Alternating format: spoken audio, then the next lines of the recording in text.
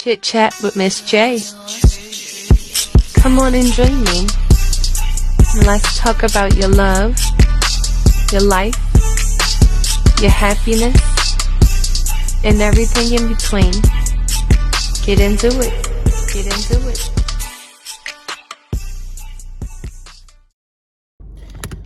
Good morning. Welcome to Chit Chat with Miss J. So, y'all happy belated Mother's Day. You know, it was Mother's Day weekend. That's why one didn't come out over the weekend. But I always promise to stay on track with you guys. That's why it's Monday morning.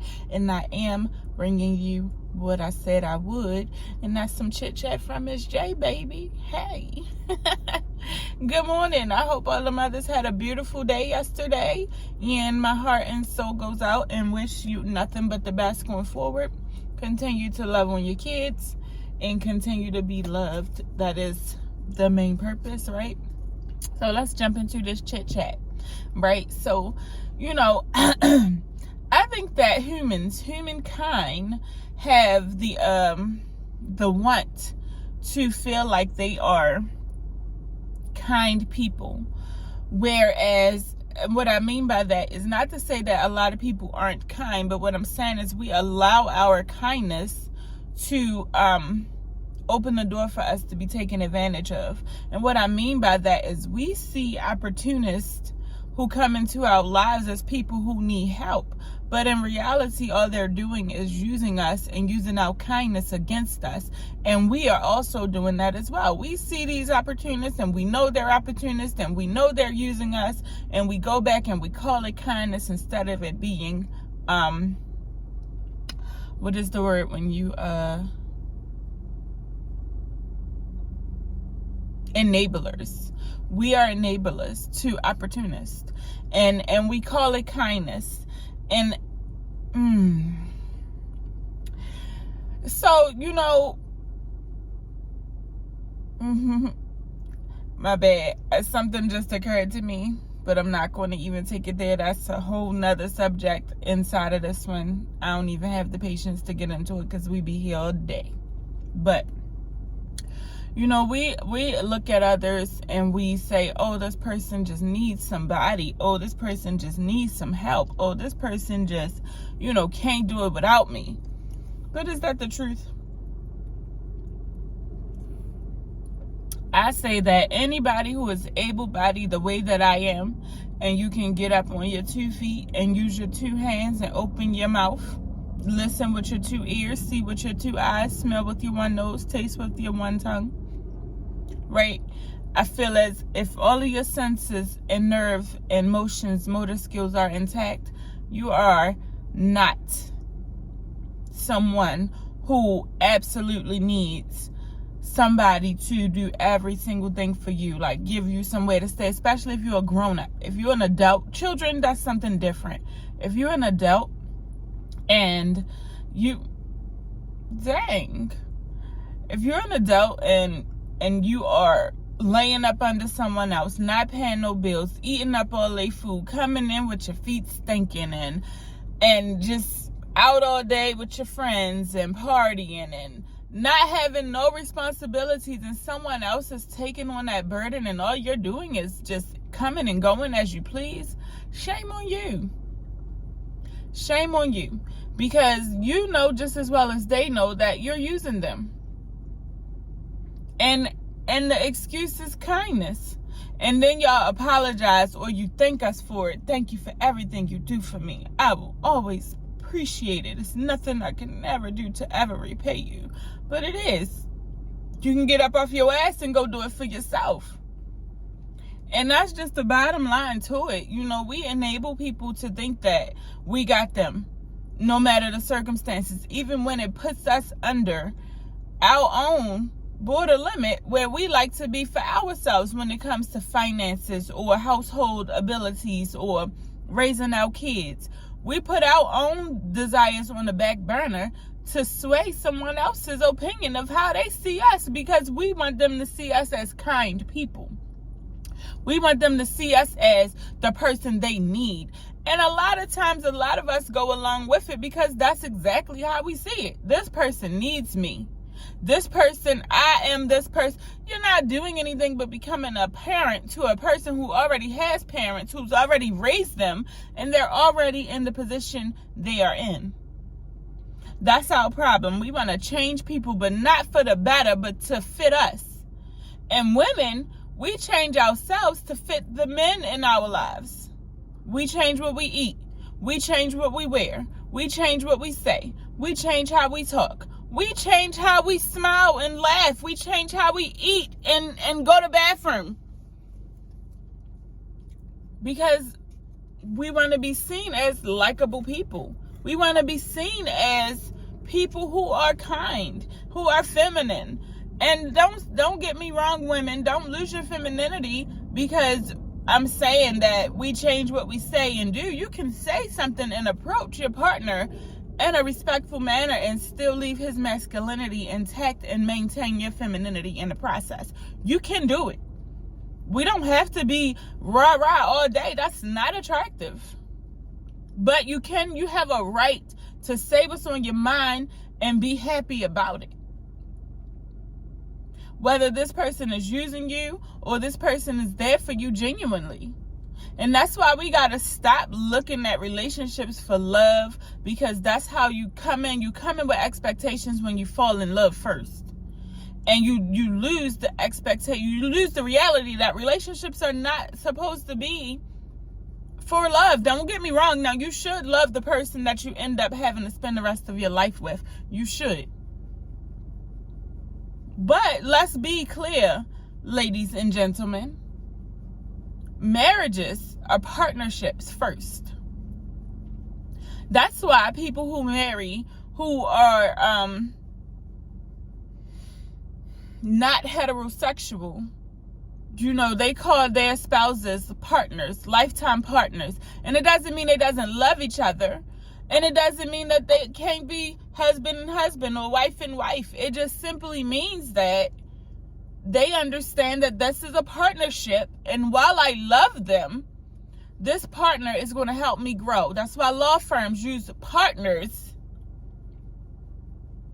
to buy shares in their businesses. That's why companies who you can buy shares in call you a partner. So why should a relationship be anything different? Stop allowing people to use you based off of love. Because I can guarantee you the love you giving them is not the same love that they giving you, and you know it, and you need to stand up for yourself. Right?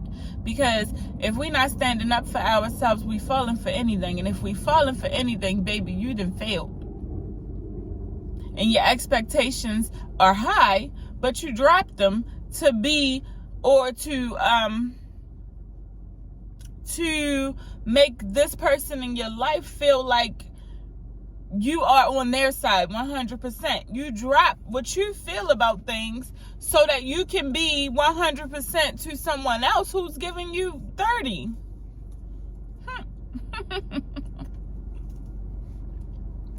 30%. Now, if you was giving me 30% of love and doing everything else in a partnership, paying the bills, and I'm saying that from my perspective, I'm a woman, I am into men, and this is, how I feel about it. If you giving me 30% of love, right, but you 100% paying the bills, you're respecting me, you're honoring the vows we took, especially even if that means that you're hiding things that I don't find out about. But you're honoring it. You're respecting me. You're loyal. And you are 100% man otherwise, I'm 100% woman for you. It is what it is at this point. And once upon a time, even just a couple months ago, I would say, oh no, I would have to love you to marry you. Nope. But I do have to trust you to marry you. And trust is a very fragile thing. It's very, very fragile. And it's no way to build the trust that it's just like getting high. The first time you get high is unimaginable. it's like floating on the air, and you're like, damn, this feels so good, I want to do it again. But the next time you do it, you don't get that same high quite as much as you got it the first time, even if you take more than what you took the first time, because the first high is always the best, and it's never going to compare to anything else, right? So that's what I mean. Like, we try to build up that tolerance and thinking that the more we take, we're going to eventually get that same high, but you don't. And that's how trust is. Once trust is broken, you can never get it back to that first high. You can't. And honestly, I don't care how long or time you put in between you leaving that person or trying to fix what was broken. And I'm not saying that things can't be fixed. What I'm saying is it won't be the same. There's always going to be question. There's always going to be doubt. There's always going to be something that stops the love and the respect and the trust and the loyalty, because one thing for sure, two things for certain. One mouse that's in the house going to definitely bring a friend.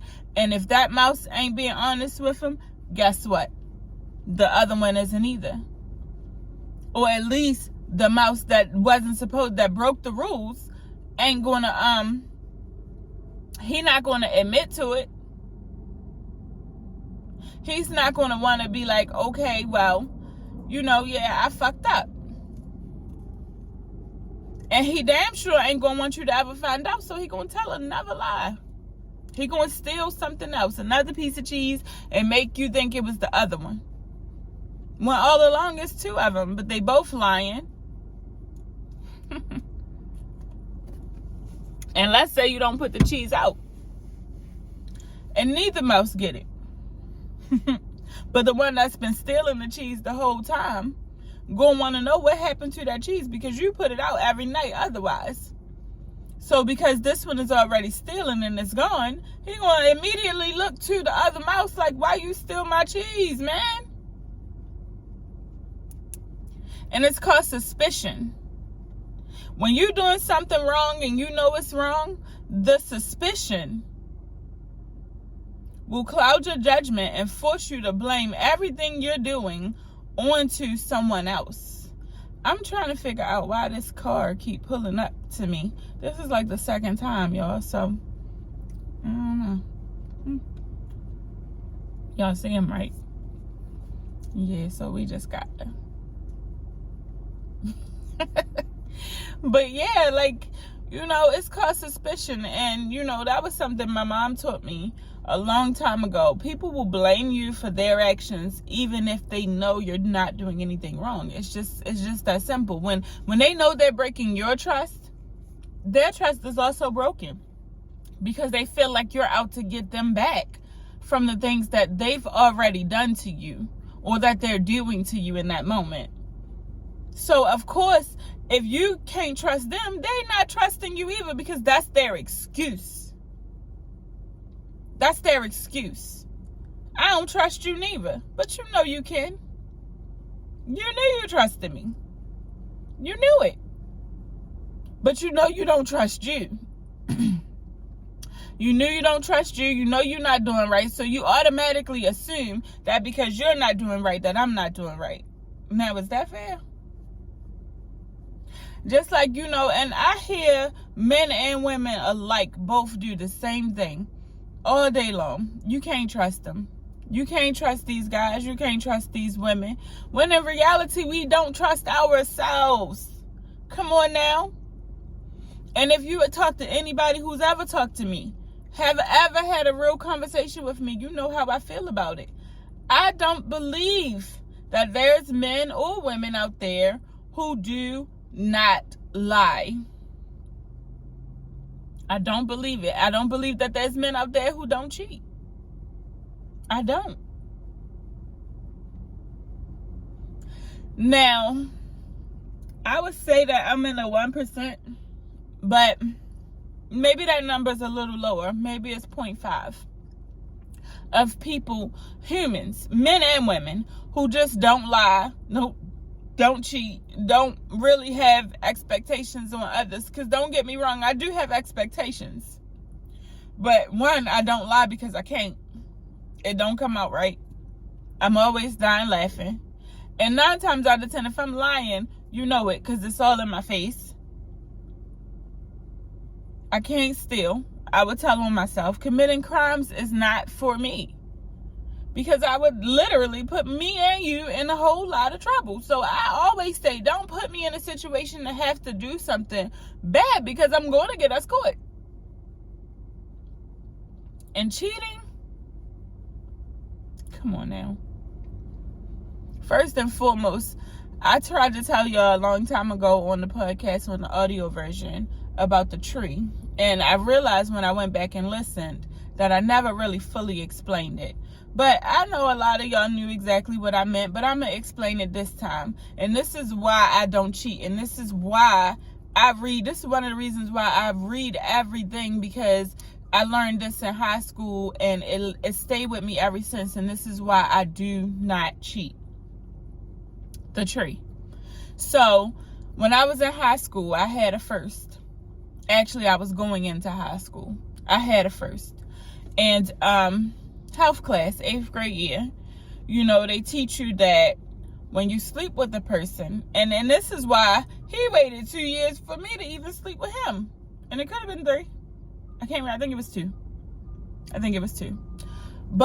And he broke up with me several times over the course of those 2 years because I refused to do it. But this is what stuck in my head. All right. So, if I'm considering sleeping with him, of course, he wasn't a virgin. We were 8th graders. And he was popular. So, if I'm considering sleeping with him, I have to then consider who he slept with. Right? And that's not all. I have to consider who they slept with. And then who they slept with. And who they slept with. And on and so on and so forth. That's the tree. Right? So if you sleeping with one person, that person sleeping with 2 or 3 people, those people sleeping with 2 or 3 more people, and those people sleeping with 4 or 5 more people, those people sleeping with 10 other people. You got people out here that sleep with a different person every night. You never know who in your bed, who you sleeping with, who you messing with, who they was messing with, what they got, what they had. That's why we so often as a community end up in a STD clinic. How many people have been to get treated for STD? Because we don't consider the tree. We don't consider that the people we sleeping with are also sleeping with other people. We don't consider that the people we sleep with that's sleeping with other people are sleeping with other people as well. And we don't consider that these people could be carrying things that can get passed to us. Some people aren't so lucky to make it to an STD clinic and get treated and live the next day STD free. Some people go to the STD clinic and find out that they have AIDS, HIV, chlamydia, which can be treated, but herpes, things like that, things that cannot be cleared up, may be treated. But it's going to be there permanently. People live that way. And don't get me wrong, people are sometimes born with those things. But that too is a reason to filter and understand that you sleeping around is not conducive to productive livelihood. You are essentially saying that your life is just as little as the disease that you could get.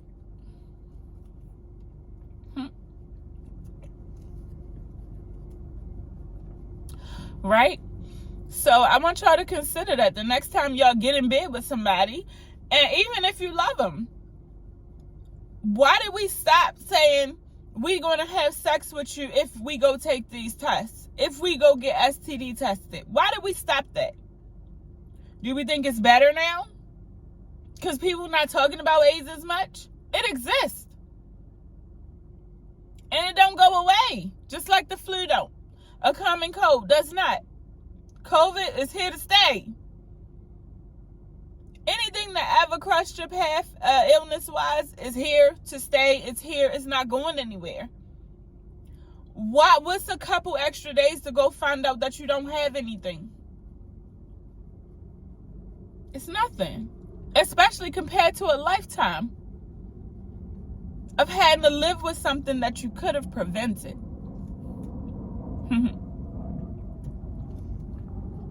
Which brings me back to my top of the topic. You know, we don't want to just do things and call it kindness, right? I got him staying at my house because I'm being there for him. I got her staying here because I'm there for her. But she gonna give it up. Oh, he gonna give it up. But do we consider what they doing when they out all day long? No. You bring it home to me, and there's songs out there like, one of the songs that I grew up with that always crossed my mind these days, that makes me feel like damn it, we were so naive even listening to songs that we loved, and I still love the song. And I believe it's Smoking Stuff. He might be going with you, but he's thinking about me. So even if you knew him something, you better find another lover. I know he's my man. He's all in your hands. It feels good when he calls my name. Don't you wish you had the same? That song, and there's a couple other songs that mentions that he might be with you, but he gonna come back to me. Does that make that a real relationship? Like, The Boy Is Mine's, Monica and Brandy, for people who are really my age. I mean, I listen to all kinds of music, and Smoking Stuff was clearly before my age, but even artists who was coming out, up and coming when I was younger, Monica and Brandy, The Boy Is Mine, all kinds of other songs that we just listen to and we love the music, but we don't really take time to listen and understand the lyrics. Like, why are we on songs fighting over guys who 9 times out of 10 is clearly treating us wrong by messing with me and her both? And God knows who else. Right? So we got to be able to consider that we are influenced in the world in so many different aspects. Because when those songs was out, I remember, I think maybe I had a pager. That was before even the Nokias came out. This was before flip phones. Okay. And, you know, even with evolution, you would think that growth is pertinent. But it just made it better to lie. Electronics made it better to tell lies. Simple as that. Technology has made the world better to be full of lies. Our existence these days is a lie. Because everything we do and say is to sway someone else's opinion of us. And we can say all we want all day long. It don't matter to me what you think about me. Some people really mean it, but the majority of people don't mean that. The majority of people don't mean that what you think of them has no effect on what they do and say. And for me, for a long time, that was me. I would say, what you say about me don't matter. But it did. Because I always wanted to make people happy. I am a people pleaser. But now I'm in the headspace to see that I gotta make myself happy. I need to please myself. And if that means that what comes out of my mouth is not necessarily nice, then so be it. Then so be it. And I'm not a nasty, mean person. I'm not. But I'm going to say what I mean at this point in my life. Because, and I was explaining to my godmother last night when she asked, you know, how was I doing after my breakup? How was I feeling? And, at first, I kind of got an attitude because, yes, I'm better and I'm getting over it. But at the same time, I don't want to talk about it because I still love him. I don't really want to talk about it, but I don't trust him. I don't want him. But it's still a trigger point for me because I was people pleasing in that situation. I was trying to be someone that I knew that I wasn't to please someone else. And I had to tell her, don't get me wrong. I don't want to talk about this, but don't get me wrong. I can't say that I'm mad at him at this point because I was. Because no matter how I look at the situation, and I really believe that all things happen for a reason, when I look at the situation, yes, I was hurt really bad. Probably the most hurt I've ever been. But once I settled into understanding that this just wasn't for me, I then realized that what I said on the audio version a while ago was that if we ever broke up, I would have to be okay with it. And I kept asking myself when I was going through that pain, like, how am I going to be okay with this? How am I going to be okay with understanding that this man allowed me to change myself to fit to him and just to leave me with no explanation? How am I going to be okay? And it took me a few weeks.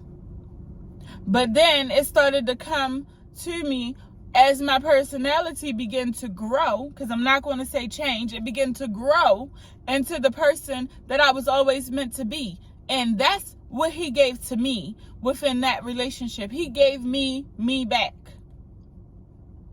By leaving me the way that he did, unexplained, no excuse, just gone, he gave me back. And when I say me, he gave me 100% me. Not a me that's there to please anybody else, including him. He gave me the woman that I was always meant to be.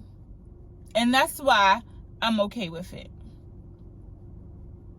That's why I feel like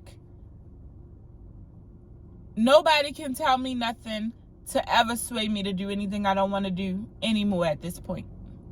That's why over the past few months, couple months, because it hasn't been a few, over the past couple months, what comes out of my mouth has no filter.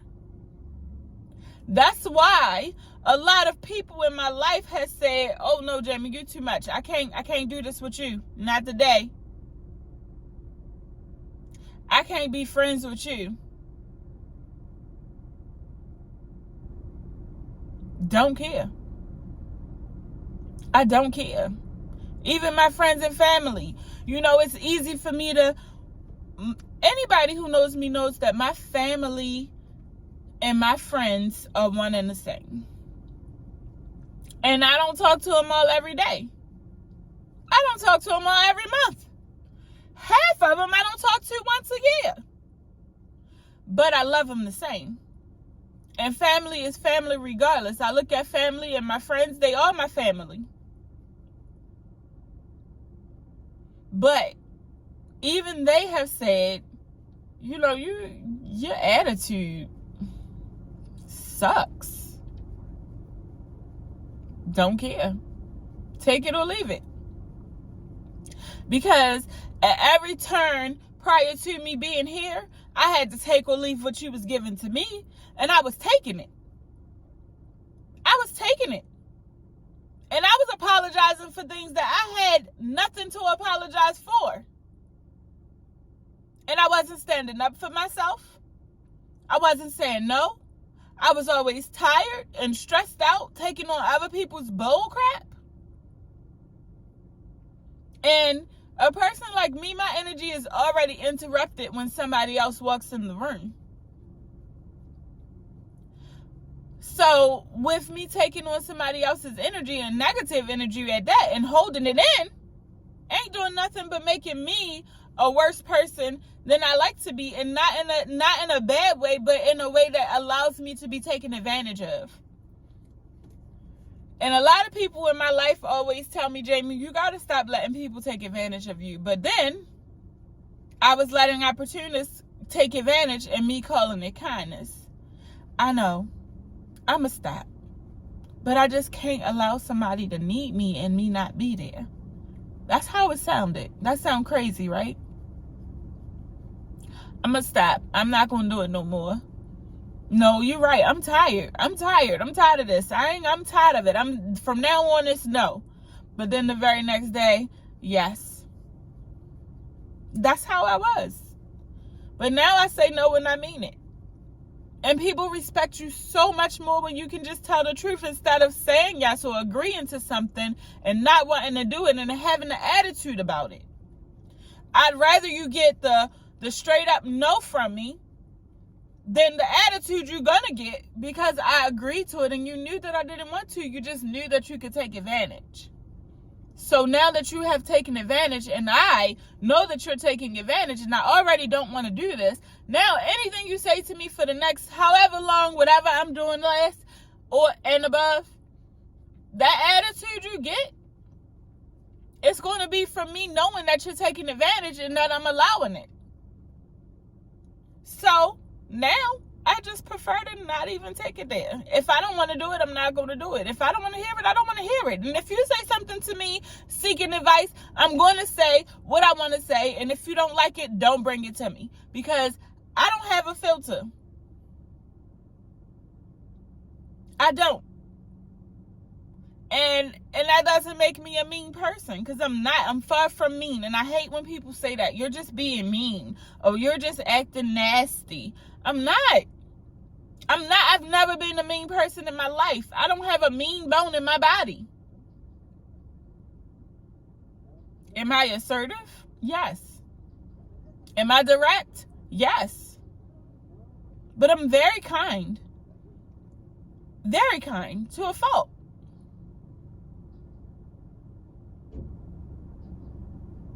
These people still very kind to a fault. And I don't really care who disagrees. Because if you experience me as a person, then you know I'm not lying. And if you experience me as a person and you think that I'm lying, call me out on it. And tell me what I've done to you that's been so mean. But then I want you to tell me what I've done for you that wasn't mean. And see if the good outweighs the bad. And then call me mean then. Go ahead. I want to see you try. I'm the kind of person that'll give her last. I will take food out of my house to make sure that you eat. Especially if I love you that way. So go ahead. If you disagree, cut me off by all means. That's just one less person I got to deal with in my life that's holding me down. That's taking advantage. Of course you got a problem with it if I'm cutting you off from taking advantage. Of course I'm mean. People can say what they want to say to me and I take it. Oh, Jamie, don't do this. Oh, Jamie, don't do that. Oh, Jamie, this is this. Oh, Jamie, do that. No. Nope. Not today. Not anymore. I'm not. And if it leads to an argument that leads to us not being close anymore, I'm okay with it. I'm okay with it. I was born alone. I'm probably going to die alone. And God forbid if I don't die alone and someone else dies with me, I'm still going to transition into my own stratosphere. I'm still going to be by myself. What you do has no merit on what I do. What I do, I have to be responsible for, and so do you. So we need to stop allowing people to take advantage of us and calling it kindness, because that's not okay. And you're not being kind. You're being taken advantage of. You're being a fool. You're being played the fool.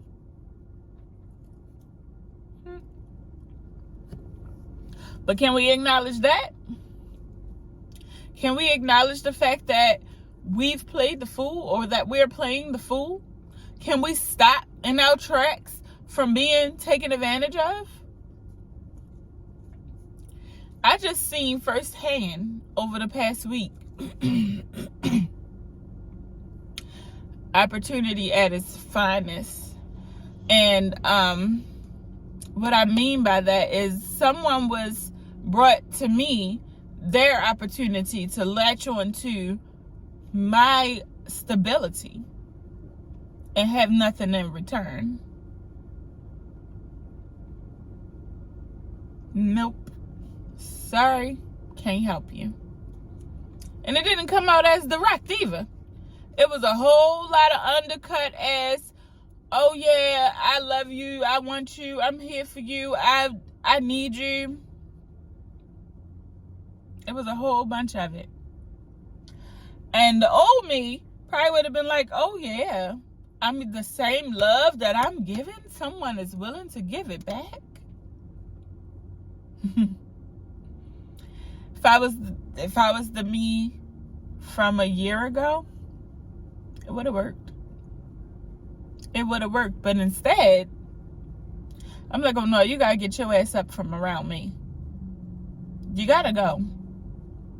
Because for real, what we're not doing is taking people for who they show us they are at the very beginning. And that is why I'm okay with breaking up with the person that I love the most in my life. Because he made me into the woman that I want to be, that I can stand up for myself and still maintain my femininity.